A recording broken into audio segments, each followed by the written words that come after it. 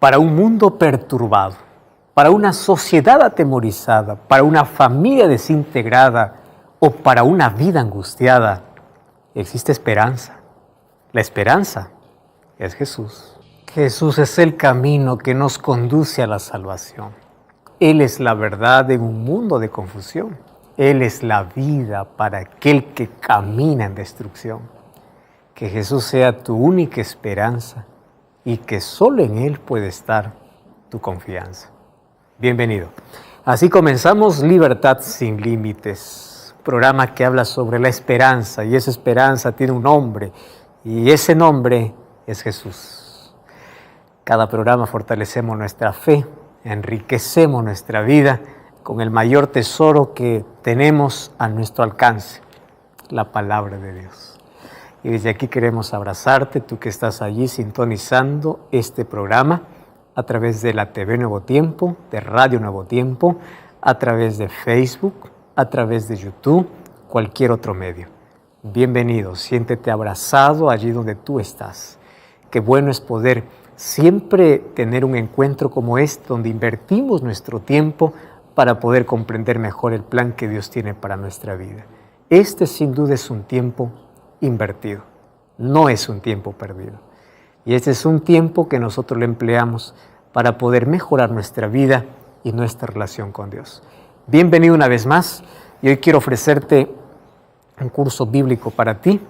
Se trata del curso bíblico Evidencias. En este curso vas a encontrar 13 capítulos extraordinarios para poder responder a las principales preguntas que los seres humanos ya nos hicimos en la vida. ¿No sabes cómo defender tu fe ante ciertas cuestiones o preguntas que la gente siempre se hace? Entonces solicita este curso bíblico. Este curso es escrito desde el punto de vista filosófico, científico y bíblico. Así que hay una armonía perfecta en todo. Hay algunos que piensan que la ciencia y la Biblia son incoherentes o no tienen nada en común. Nada que ver con eso. Vas a comprender a través de este curso bíblico que hay una relación estrecha. Porque el creador de todas las leyes de la ciencia es el creador del universo y aquel que se comunica con nosotros a través de la Biblia. Solicita este curso a nuestro número de WhatsApp, que es el +5512 9810 1460. Envíanos un mensaje diciendo: estoy viendo, escuchando el programa Libertad sin Límites, solicito el curso bíblico. O también tú puedes ingresar a nuestro sitio web estudielabiblia.com, y allí tú podrás ver este y otro contenido. ¿Listos entonces para el mensaje de hoy?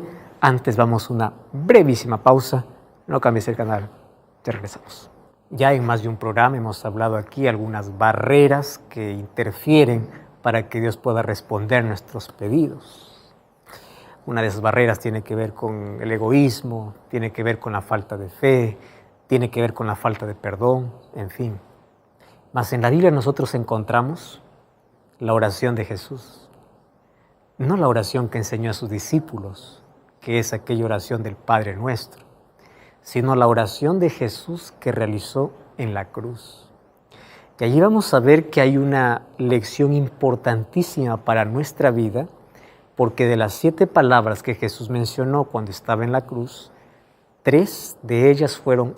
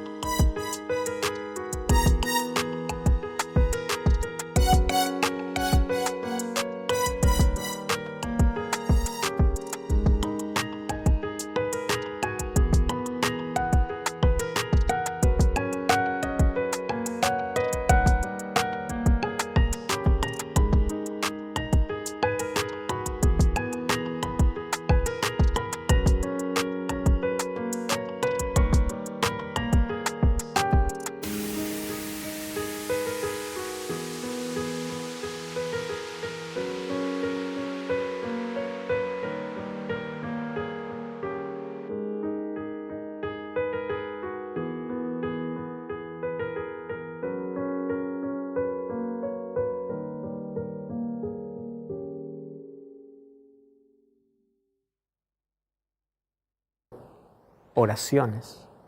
Y esas 3 frases, 3 expresiones, al unirlas, nos trae para nosotros la oración perfecta. ¿Tú quieres saber cuál es la oración perfecta que Jesús exclamó en la cruz? Pues entonces acompáñanos aquí en este programa, porque hoy vamos a ver que allí en la cruz Jesús hizo una oración a su Padre y allí Él expresó 3 cosas que nosotros tenemos que aprender a expresar en nuestra vida. Jesús no solamente nos enseñó a orar, Él nos dio el ejemplo de cómo orar, pero Él nos dio el ejemplo en qué circunstancias orar. Jesús oró cuando estaba en la cruz, cuando no había nada bueno que estaba sucediendo con Él, cuando estaba pasando por la mayor injusticia, cuando incluso se sintió solo, abandonado. Allí Jesús elevó una oración. Él siempre se refugió en la oración y toda su vida, todo su ministerio fue un ministerio que descansó sobre sus rodillas o sobre la oración. Hoy vamos a comprender cómo esto trae para nosotros una lección tan importante. La oración de Jesús en la cruz es la oración perfecta. Es la oración que tú y yo tenemos que comprender, tenemos que practicar, tenemos que vivir. Entonces, prepárate, toma tu Biblia, toma un cuaderno, un lápiz y vamos hoy a aprender en qué consistió la oración perfecta de Cristo. Y es la oración que tú y yo tenemos que aprenderla y vivirla. No cambies el canal, vamos a una breve pausa y ya regresamos. Vamos juntos a imaginar que estamos allí al pie de la cruz. Vayamos a la escena de la cruz. ¿Sabes que Jesús fue crucificado alrededor de las 9 de la mañana? Justamente en la hora que se ofrecía el primer sacrificio. Recuerda que antes de la crucifixión había un sistema de sacrificios. Sacrificio en la mañana y sacrificio en la tarde. El primer sacrificio se realizaba a las 9 de la mañana, donde corderos eran muertos para poder expiar o para poder perdonar a todo el pueblo. Esos corderos que eran muertos representaban a Jesús. Por eso es que Jesús murió o fue clavado exactamente la hora que el primer cordero era muerto, 9 de la mañana. Solo que desde las 9 de la mañana hasta el mediodía dice que el sol brilló, ¿correcto? Pero al mediodía hubo una oscuridad inexplicable que cubrió toda la tierra. Justamente después de Jesús estar 3 horas clavado en la cruz. Ahora, Él habla en 3 ocasiones distintas antes de que la oscuridad caiga sobre la tierra o sobre el Gólgota específicamente. Él habla allí 3 cosas. La primera está en Lucas capítulo 23, versículo 34. Muchos conocen esto como la primera palabra de Jesús allí en la cruz, pero hoy vamos a cambiarle ese título y vamos a colocarle como la primera oración de Jesús. Y esta primera oración en Lucas 23, versículo 34, dice así: y Jesús decía, Padre, perdónalos, porque no saben lo que hacen. Y de allí continúa el texto diciendo que sus vestidos fueron repartidos. La primera cosa o la primera frase que Jesús exclama en el momento de mayor injusticia y de mayor dolor es la expresión de perdón. Padre, perdónalos porque no saben lo que hacen. Si tú creías que el perdón es ofrecido a quien lo merece, Jesús aquí me enseña que el perdón es ofrecido a quien no merece.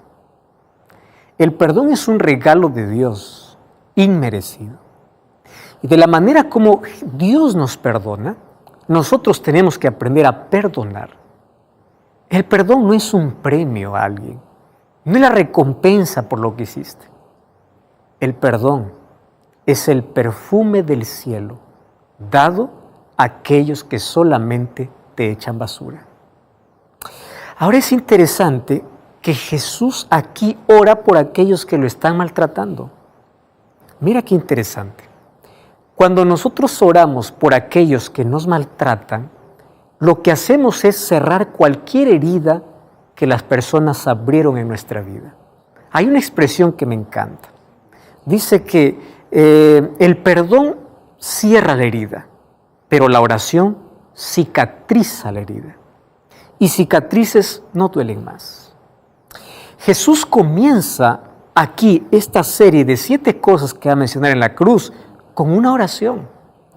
Y Él ora por sus enemigos. Oran por aquellos que están cometiendo la mayor injusticia con Él. Por aquellos que le están causando dolor. Jesús ora por ellos. Ahora, luego Jesús dirige una promesa a uno de los ladrones o malhechores que están allá a su lado. A partir del versículo 39 hasta el versículo 43 encontramos la historia que uno decía, si tú eres el Cristo, sálvate a ti mismo y sálvanos a nosotros. Y el otro le dice, ¿cómo tú no temes estando en la misma condición? Él es justo, en fin. Y allí Jesús le hace una promesa a ese ladrón que le reconoce que él es inocente, que él está muriendo sin culpa. ¿Y qué cosa es lo que le está diciendo? Primero este ladrón arrepentido le dice, acuérdate de mí cuando vengas en tu reino. Al decirle cuando vengas en tu reino, está reconociendo que Jesús es rey. Ahora, cuando dice acuérdate de mí cuando vengas, está hablando de la segunda venida. Está reconociendo que este hombre que estaba muriendo a su lado es el Dios encarnado que iba a resucitar y iba a volver. Él creía en la segunda venida de Jesús.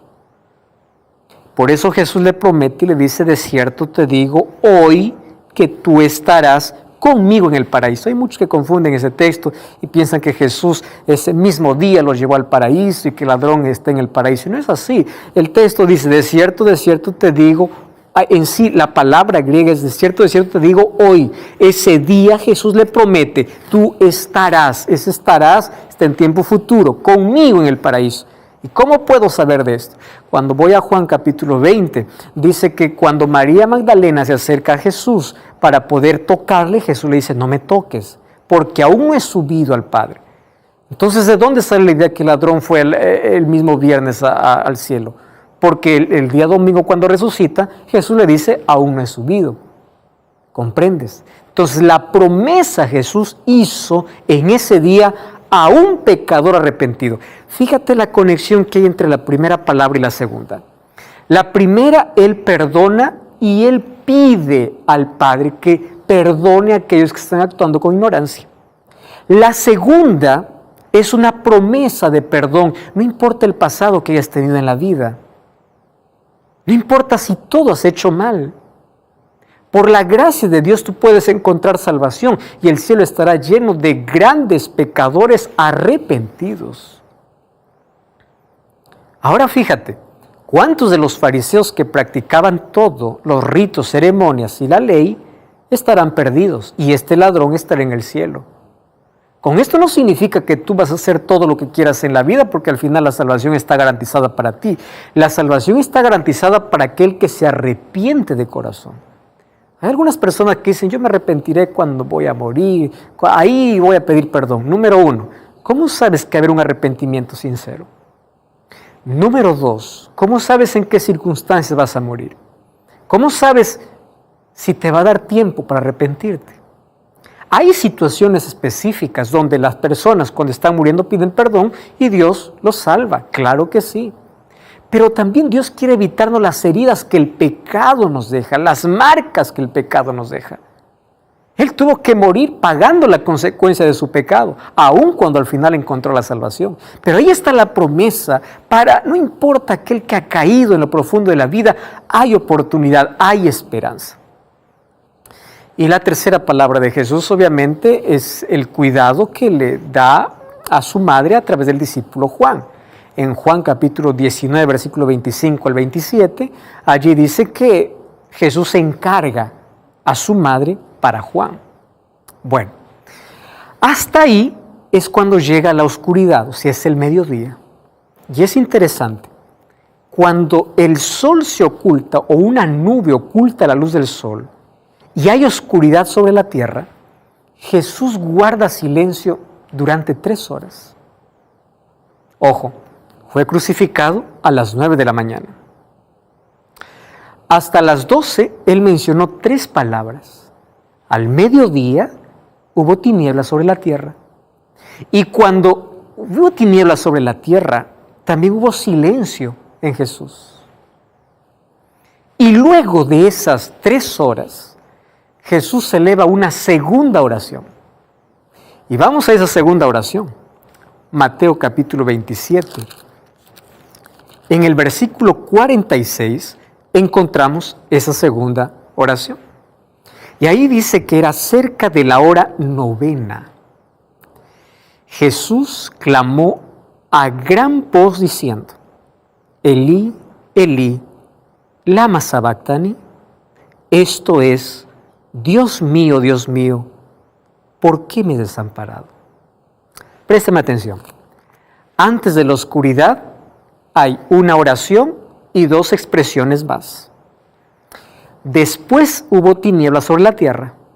Después de las tinieblas, Jesús comienza con una segunda oración. Y después de esta oración, habla por 5ª vez o por 4ª vez. De allí en Juan 19:28 dice: tengo sed. Y de ahí va a decir: Padre, en tus manos encomiendo mi espíritu. Finalmente se registran allí las últimas declaraciones que conforman la tercera oración, que es: Padre, en tus manos encomiendo mi espíritu, como dice Lucas 23:46. Y la palabra consumado es, para completar ahí las 7, que está en Juan capítulo 19, versículo 30. Ahora, lo que quiero decirte es lo siguiente. Durante el periodo de 6 horas que Jesús estuvo en la cruz, desde las 9 de la mañana hasta las 3 de la tarde, porque es más o menos a las 3 de la tarde donde Jesús muere. ¿Y por qué las 3 de la tarde? Porque era la hora del segundo sacrificio. Y allí Jesús muere y el velo del templo se rasga en 2, como diciendo: a partir de hoy no necesitamos más de sacrificios animales. Por eso Jesús muere justamente en la hora del segundo sacrificio. Entre el primer sacrificio y el segundo sacrificio hubieron 7 palabras de Jesús, o 7 expresiones, 7 frases. De las 7 frases, 3 oraciones. La primera oración: Padre, perdónalos porque no saben lo que hacen. La segunda oración: Dios mío, ¿por qué me has desamparado? Y la tercera oración: Padre, en tus manos entrego mi espíritu. Ahora fíjate, hay una unidad interna en las 3 oraciones de Jesús. O sea, hay un mismo eje de transmisión que recorren esas 3 oraciones, que es del amor de Dios para la humanidad. Ahora, volvamos a imaginar allí la escena del Calvario. ¿Correcto? Ahora mira, al llegar Jesús al Gólgota, Jesús no ofrece resistencia. Su rostro permanece sereno, mientras grandes gotas de sudor y sangre caen sobre su frente. No hay nadie, absolutamente nadie, quien pueda acercarse para poder secar su rostro del sudor con la sangre que están mezcladas. Ni siquiera se le permite a su madre que pueda sostener su cabeza o acaricie su frente, aquella misma frente que alguna vez se reclinara sobre su seno. La madre sufría ahí en la distancia al ver que su hijo moría. Pero tampoco se escucha las palabras de simpatía, aquellas palabras que alguna vez alientan el corazón humano. Muchas veces Él alentó a las personas. Ahora fíjate, en lugar de eso, los soldados, ellos están siguiendo el libreto que tienen. Entonces, allí los soldados tienen que seguir las órdenes para poder complacer a lo que dice el emperador o a lo que dijo el gobernador, inclusive a los líderes de Jerusalén. Durante este momento es donde Jesús eleva la primera oración. Y la primera oración es: Padre, perdónalos porque no saben lo que hace. Su mente se aparta de su propio sufrimiento para pensar en aquellos que le estaban haciendo daño. ¿Tú estás entendiendo esto? Mientras Jesús sufría, en lugar de pensar en su dolor, se preocupaba aún en su sufrimiento por las personas que inclusive no estaban pasando por dolor, por aquellos que le estaban crucificando.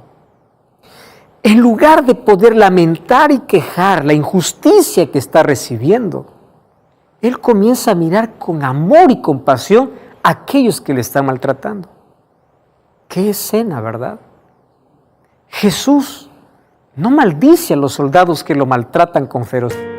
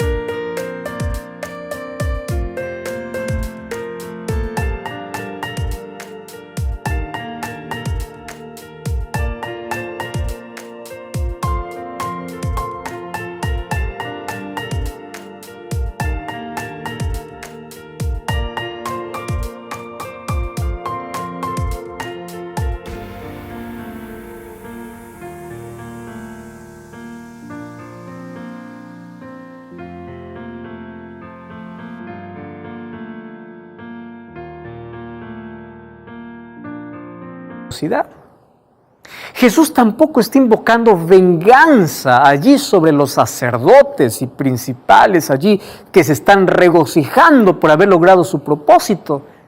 Jesús pudo haber dicho: Señor, castiga a cada uno por las cosas que están haciendo. No entienden que yo estoy haciendo algo en su favor y ellos lo que están haciendo conmigo es esto. ¿Tú puedes tomar en cuenta todo lo que están haciendo? No. Todo lo contrario que nosotros hacemos cuando nos sentimos lastimados. Porque cuando nos sentimos lastimados por personas, lo que más anhelamos es que Dios registre esa acción y la otra persona sea castigada el doble de aquello que nos ha hecho sufrir. Pero Jesús hace todo lo contrario. Lo que Cristo hace es compadecerse. ¿Sabes por qué se compadece? Por su ignorancia, por la ignorancia de aquellos que estaban haciendo y no entendían ni lo que hacían. Me llama tanto la atención. Jesús le dice: Padre, perdónalos porque no saben lo que hacen. ¿Qué significan estas palabras? ¿Qué sentido tiene esta ignorancia? Ellos no saben, o sea, son ignorantes de lo que están haciendo. Tú sabes que el apóstol Pedro también usó el argumento de Jesús cuando se dirigió a la multitud para poder explicar la causa por el cual Jesús había sufrido tanto tormento.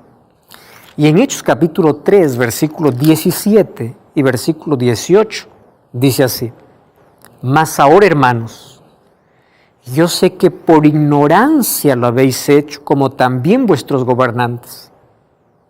Pero Dios ha cumplido así lo que había antes anunciado por boca de todos los profetas, que su Cristo había de padecer. Qué interesante. Jesús dice: Padre, perdónalos porque son ignorantes. El apóstol Pedro, cuando habla su sermón de arrepentimiento para todas las personas que están escuchando, le dice: por ignorancia lo hicieron. Mira lo que es interesante entender aquí. Dios perdona nuestros tiempos de ignorancia. Lo que no puede perdonar son nuestros actos. Él perdona incluso nuestros pecados conscientes. El problema acontece cuando nosotros conocemos y tenemos la luz, sabemos lo que tenemos que hacer, no somos más ignorantes y rechazamos la luz y persistimos en la oscuridad. El libro de Juan capítulo 3, Jesús cuando explica a Nicodemo le dice: la condenación vino al mundo porque esta gente amó más las tinieblas que la luz, despreciaron la luz. Por ignorancia, ellos están haciendo lo que están haciendo, porque no entienden. Pero hoy todavía habrán personas ignorantes. Hay tantas personas que hoy dicen ser ignorantes, pero tienen todo el conocimiento. Claro, porque la tecnología se ha encargado de poder llevar el mensaje a cada persona. Tú has tenido contacto con algún libro, con la Biblia, con tu familia que es cristiana. O sea, ya aquella ignorancia pasó. Ahora, una de las cosas que quiero que tú entiendas es que Dios puede perdonar cualquier pecado, pero no todas las excusas. Las excusas nos impiden recibir el perdón de Dios. Porque Dios quiere traernos su luz, quiere sacarnos de la ignorancia, quiere sacarnos de las tinieblas, y tú te resistes y dices, no quiero. Entonces, cuando uno resiste a la luz, persiste en la ignorancia, ahí entra un problema grave. Ahora, ¿cuán profundo es el abismo entre Dios y los hombres? La ignorancia que remite a nuestra condición humana. Y aquí viene un asunto interesante, mira bien. Nosotros jamás buscaríamos a Dios si no fuera porque Dios nos buscó primero.